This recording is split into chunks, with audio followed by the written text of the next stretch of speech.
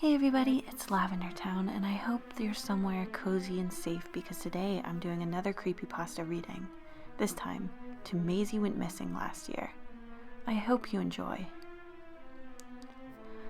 Last summer, I flew back to my hometown for a school reunion.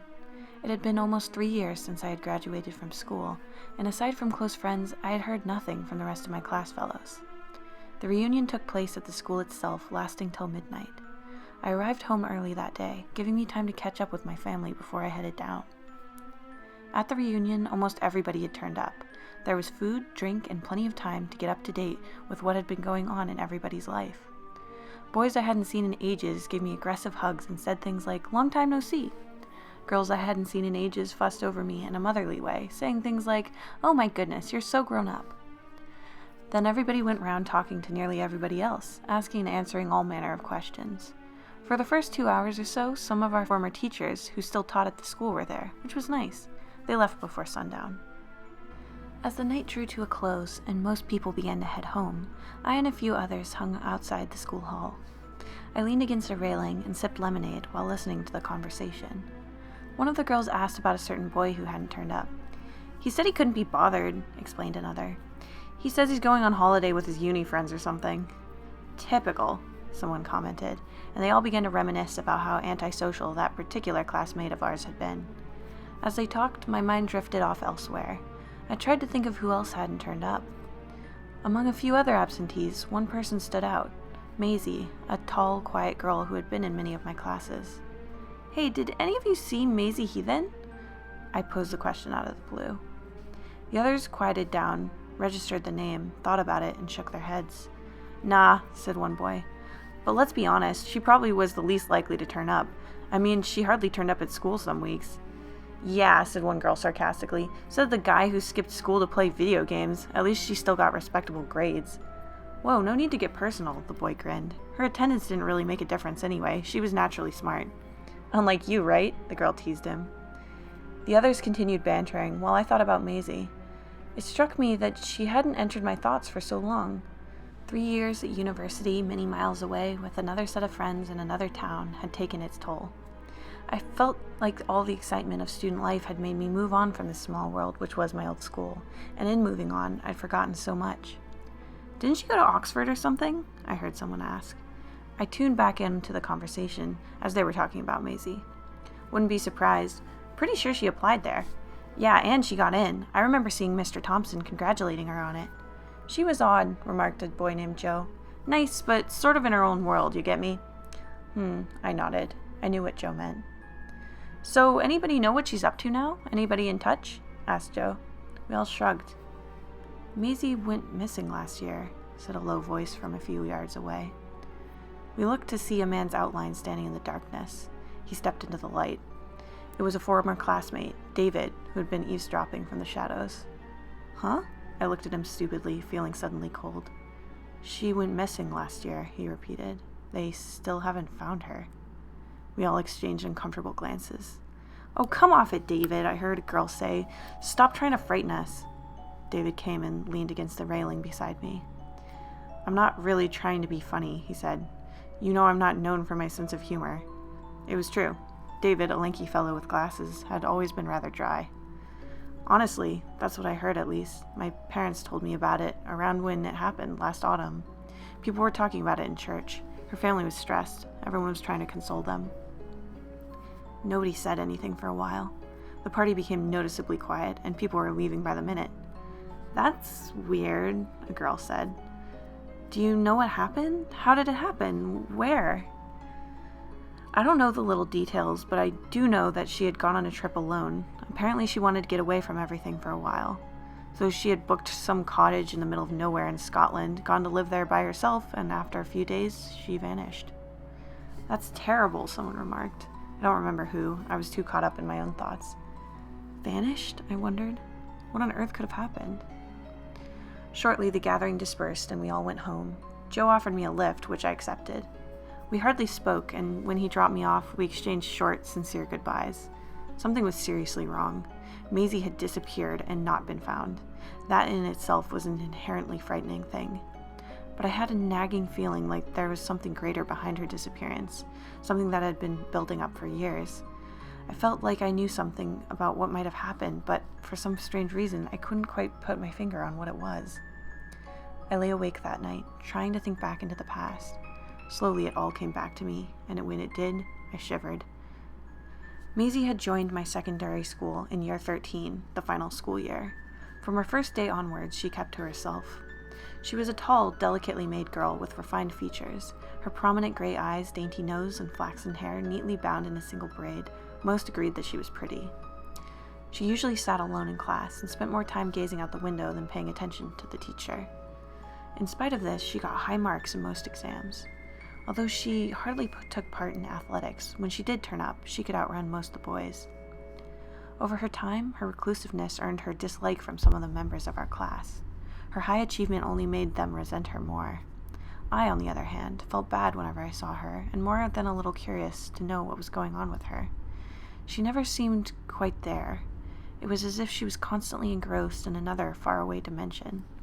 At the time I saw it as enigmatic. Now, having thought about it a bit more, I've come to realize that her behavior was troubling, a sign that something was troubling her and wouldn't leave her alone. But as a simple 17-year-old boy, I didn't understand these things. I sometimes told my mother about Maisy's behavior, and she told me to be nice to her and be a gentleman. I remember one particular conversation we had. My father was at work, so it was just me and my mother in the kitchen. "Mom," I began tentatively. "Yes?" "You know that girl Maisy?" "Of course I know her. You're always talking about her." "Well, she still hasn't made any friends. She literally doesn't talk." My mother smiled. "And?" "Well, I don't understand girls, and I just find it strange. Do you have any idea what could be the matter with her?" "Really, Daniel, there's no need to pry into people's lives like that. It's nosy." "But I'm sort of concerned, Mom," I said plaintively. "That's sweet of you, but I'm sure you don't need to worry about her. Everyone has their own problems, and I think she'd prefer to keep them to herself." I thought about what my mother said and wondered what kind of problems Maisy might have. "Do you mean like family problems? Are her parents getting divorced or something?" "Could be, but I doubt it. I've met her parents, and they don't look like they're splitting up anytime soon, and they seem to be really nice people." I realized that I had seen them once too. They had seemed like really nice people, like my mom said. They were sort of gentle, charitable churchgoers who cared a lot about the community and never skipped mass. Their daughter was very different. I figured that whatever was on her mind was something very personal that maybe she hid from even her family. But whatever could that be? My simple brain could not get over her mysterious sullenness. "You know," my mother suggested one day, "if you're concerned, you could go talk to her. Maybe she just feels isolated at this new school. You never know, it might make her feel welcome here." I considered it. "I might do," I said. "Yeah, I might do, Mom." I first spoke to Maisy Heathen on the way home from school. I wasn't expecting to cross paths with her, as I had just had an after-school detention. I was likely the only one at school apart from the caretaker. It was a chilly, blue-skied evening in October, and the sun had sunk enough to slightly darken one half of the day. The homeward path cut through the farmland at the back of the school, where a path had been demarcated with 2 low wire fences on either side to keep the students out of the fields. I noticed about 200 yards ahead of me on the path, Maisy. I realized this was my chance and tried to walk faster to catch up with her, then ran. I noticed she looked downward slightly when she walked, but she moved quickly, and I was a little out of breath when I caught up. That's when something weird happened. When I was about 5 yards behind her, panting like a hound, she heard me and turned around with such a look of fear upon her face that I won't forget. It scared the heck out of me, seeing her face tightened into that silent, wide-eyed scream. When she saw who I was, she looked with embarrassment at her feet. "I'm sorry," I said. "I didn't mean to startle you." "No," she shook her head. I'm sorry. I thought... I'm sorry." "Don't worry, I should learn to make better first impressions. I was running to catch up with you." "Why?" She turned fully around. "Because..." I tried to think of a reason. Eventually I just said the truth. "Because I wanted to talk to you." We continued down the path, through the fields, then exited onto a lane that led down into town, where I lived, and where she presumably lived. Maisy was surprisingly easy to talk to. Her manners were a little funny, but she responded to questions and even asked some about school-related stuff. I asked her how she was finding the new school. She shrugged and said, "Good." You mean you don't actually like it, I remarked. No, I'm indifferent, she said, and we walked on quietly for a while before she explained, we move around a lot. I've been to so many schools that it makes no difference to me anymore. So why do you move around? Is it because of your parents' work? She completely ignored that question and said something to change the subject. I can't remember what. I just remember it took me aback how hastily she changed the subject. We eventually parted ways at the crossroads. I told her that if she was ever lonely at school, she'd be welcome to approach me any time. She responded with a quiet smile. It was a sweet, genuine gesture of gratitude, but something about it sent a chill through me. I could see through those eyes of hers that she knew something I didn't, and that she could have been through things that I couldn't fathom. It was a fragile smile, quietly haunting. I walked home feeling glad that I had broken the ice between us. It felt like I had been a gentleman, whatever that meant. But somehow something still didn't feel right. The first occurrence that struck me as genuinely odd took place later that year. I took a job cleaning the school on Friday after school. It was a warm day in early summer, and I had the task of cleaning the theater hall. This hall had been built sometime in the 50s, and it was rather grand. The seats would be full and lively whenever there were performances. On that day, I thought I was the only one there. I was carrying the vacuum cleaner to a backstage room when suddenly the door to that room opened and a girl, white as a sheet, came out. I almost screamed. It was Maisy Heathen. She had been in that room all along. She looked terrified, like she'd seen a ghost. "Whoa, everything all right?" I said, laughing. She looked ready to burst into tears, then ran out of the hall, leaving me utterly confused. Suddenly, I felt afraid to enter the backstage room. What on earth was in there? What had scared her so badly? Against my instincts, I went in. There was nobody there. I checked all potential hiding spaces and turned on every light. Nothing. Perplexed, I got the vacuum on and started cleaning. All the while I was in there, I had this sinking feeling in my stomach, a feeling that something bad would happen any second, that I would see something any second and run out of there white as a sheet. But nothing happened. I vacuumed the place and got out of there quickly. I never raised the topic with Maisy. The year wore on and nothing of that level of weirdness happened. Many weeks later, though, something did happen. Not weird, disturbing. Believe it or not, Maisy was actually beginning to fit in. She made some friends. Occasionally she would engage verbally in lessons. This turned heads, as it was strange to see someone so silent suddenly so vocal. Not that she was particularly vocal. She was still quiet and understated, but it seemed as though some mysterious shadow had shifted away from her. There was a summer concert in which she played a piano solo in front of the whole school. I applauded heartily.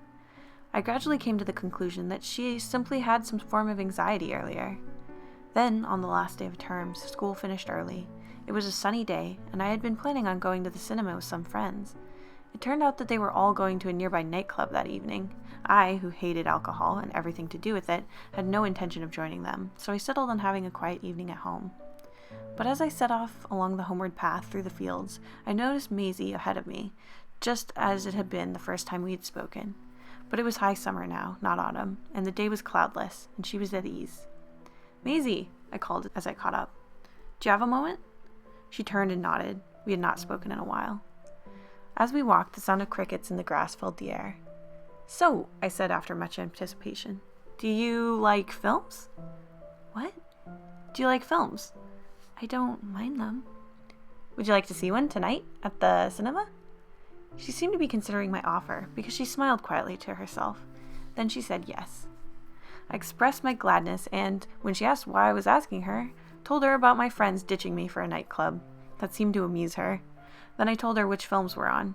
She settled on the horror, which surprised me. Horror? Really? She didn't seem the type. "It starts at 11:30 though," I warned her. "Are you going to be able to come out that late?" "Sure I can." "Then that's sorted, I suppose. Shall I pick you up?" I offered. "Please." "Where shall I pick you up from?" "My house." "I don't know where you live." On the way home, she told me where she lived. It was pretty close to my place. At 11, I drove my parents' car to her house. She didn't own a cell phone, so I waited outside. All the while when I waited, I felt, for no apparent reason whatsoever, a touch of dread. I had the radio on and was sitting comfortably in a car parked in a pleasant suburban neighborhood, but something outside seemed to be stirring. I kept looking out the windows, expecting to see, well, not knowing what to expect to see. But there was definitely something about that place that night that was making me feel uneasy. I jumped when somebody opened the car door and climbed into the seat beside me, but it was just Maisy. I hadn't seen the front door of her house open. "Where'd you come from?" I asked. "I came through the back door," she explained. "It's quieter, and I don't want to let my parents know that I'm going out." "Oh, right." I realized I was doing something her parents didn't want me to do. I didn't want them to worry if they found her gone, and I didn't want to be the one responsible. But I guess I had no choice. Calling it off was so out of the question. The drive took 20 minutes or so, and aside from our car, there were only about 5 others in the car park. The cinema was bizarrely a standalone building a few hundred yards off the side of a very long road. Usually cinemas are in town centers or part of shopping complexes, but this one was just a large cinema theater with its own car park and no other buildings around for some distance. It was quite nice, really, away from everything else. The only noise usually came from the road, but at 11:30, long after dark, it lay silent. Beyond the cinema, woods stretched on seemingly endlessly. We bought tickets and joined about 10 other viewers in the theater. The film itself was about demonic possession, fairly cliche, but it gave me the cheap thrill I'd paid for, and the audience screamed at least thrice. I would occasionally glance at Maisy. Something about the way she watched the film was strange. Rather than looking excited or bored or afraid, how people usually look, she seemed intense and angry? Maybe not quite angry. It was more of a look of hatred, not obvious, but subtle. I found it disconcerting, but shrugged it off. Then I told her I was going for a toilet break. Her expression loosened into a pleasant smile, and she nodded. Alone in the men's room, I relieved myself by the urinal. It was perfectly silent and relaxing until I noticed footsteps moving about in the corridor outside. I assumed somebody was coming in to take a leak, but whoever they were didn't enter. Their footsteps sounded flappy, as if they were barefoot, and there was a long time between each step, suggesting that whoever it was had very long steps. Or legs. I washed my hands and left the toilet. There was nobody out there, strangely enough. Again, I shrugged it off and returned to the film. When it ended, Maisy and I waited until the end of the credits, by which time everyone else had left. Then we made our way out to the car. "Wait, I left my pullover in the cinema," she remembered as we reached the car. "Shall I get it for you? It's empty in there now." "No, I'll go." "You sure?" "Yeah." So I slouched into the driver's seat and watched her hurry back in search of her pullover. She was pretty brave going in there alone. The place tended to get a bit spooky at this time. Creepily enough, mine was the only car left. I wonder if there was anybody else at all in the building with her.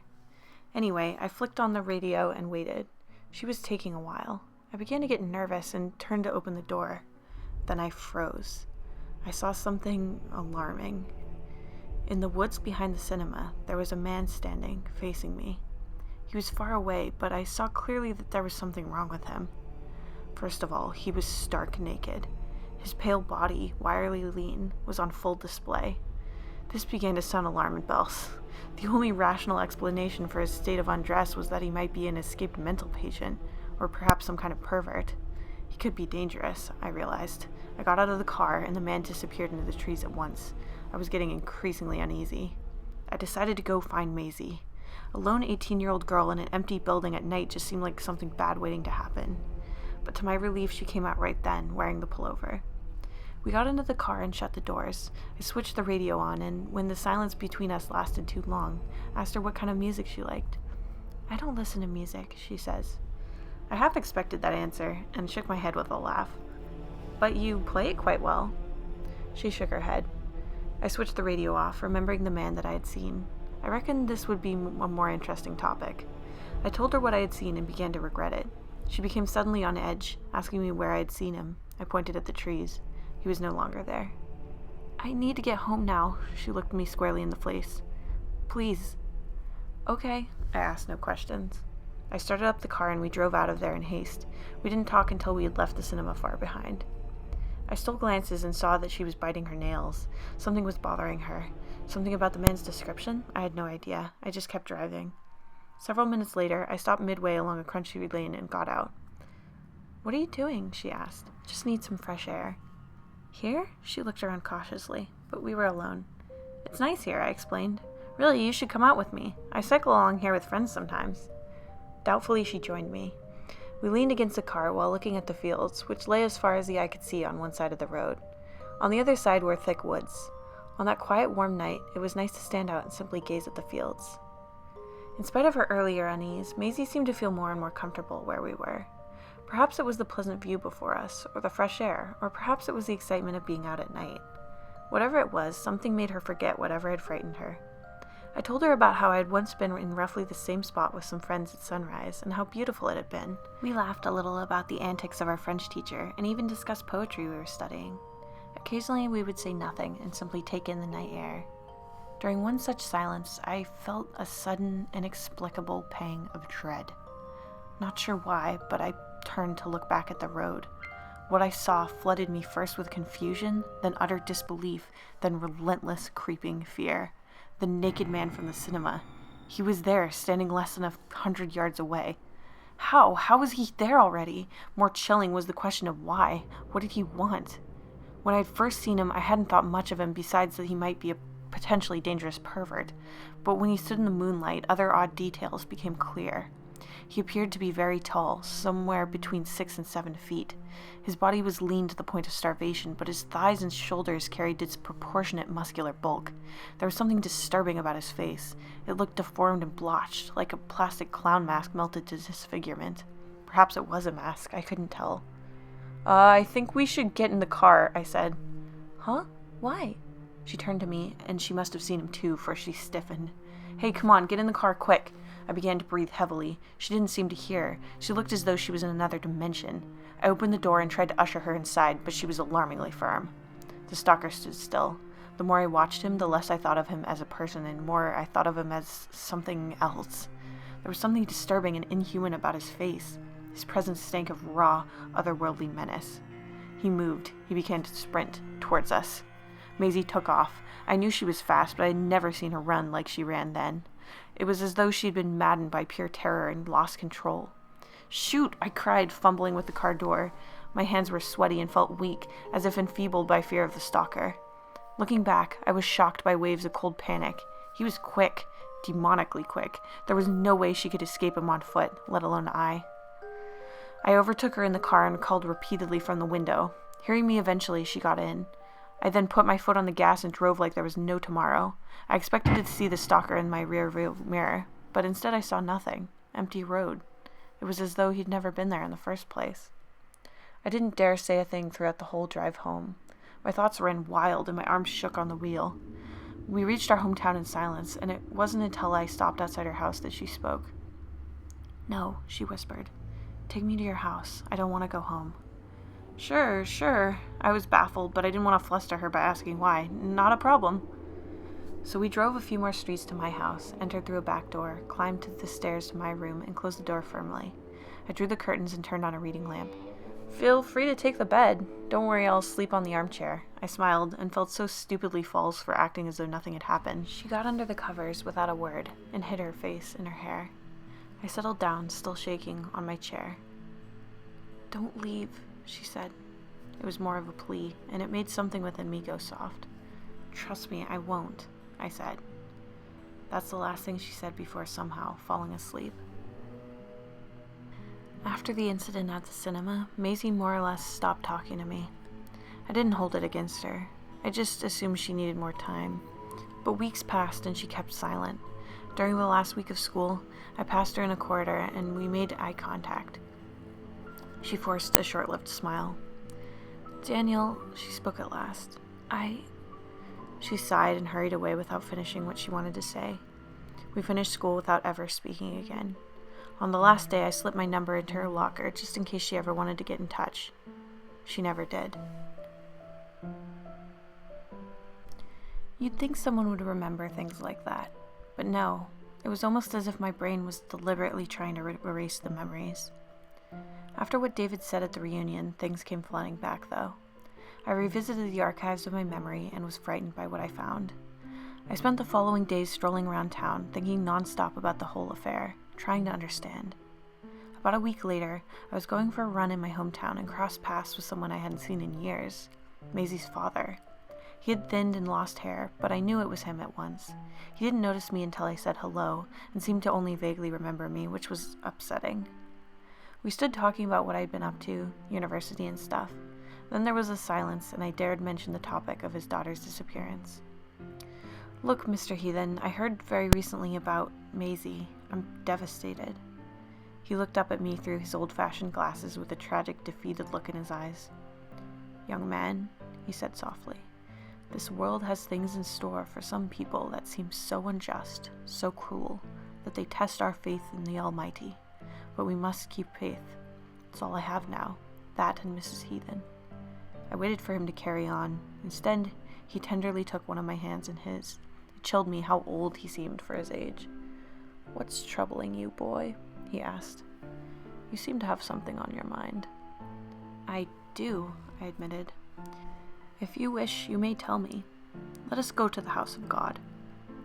He gestured to the church. "Evil things won't follow us there." Shortly, we were seated beside one another in the old town church.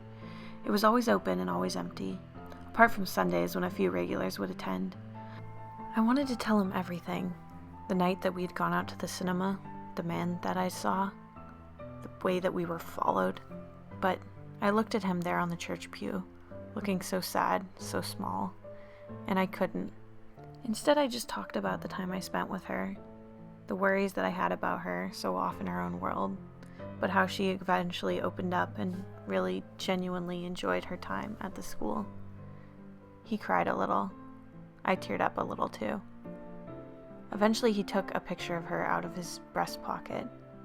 She looked a few years younger than when I had known her, and she had a sincere smile on her face, without any anxiety at all. It was nice to see. "You seem like a good lad," he said after a brief moment of silence. He handed me the photograph. "You were kind to my daughter and behaved like a gentleman. It would make me glad for you to have that photograph." I thought for a moment to refuse, but instead just said, "Thank you." I don't think I'll ever know what happened to Maisy, not really. But there's one more unsettling part to this story, even though I never saw her again. Up until recently, I'd had a habit of keeping my dorm room door unlocked, believing that, ridiculously, she might someday come looking for me. I used to sleep with her photograph in a silver frame on the bedside table. It made me feel at ease. Then one morning I woke up to find that somebody had entered my room overnight and taken the photo from its frame.